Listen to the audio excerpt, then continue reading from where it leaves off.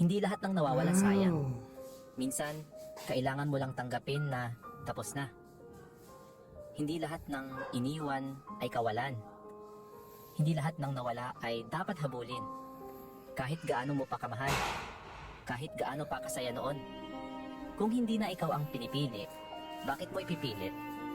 Hindi ka talo kapag binitawan mo ang isang bagay na hindi ka na pinapahalagahan.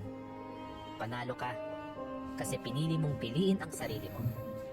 Hindi mo kailangang manatili sa sakit para lang masabing loyal ka. Hindi mo kailangang maghintay sa taong hindi nababalik. Oo, masakit. Oo, mahirap. Pero minsan, ang totoong lakas ay nasa pagbitaw, hindi sa pagkapit.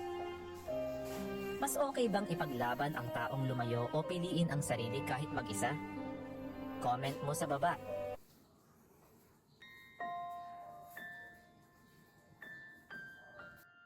Ito naman yung mga kwarto.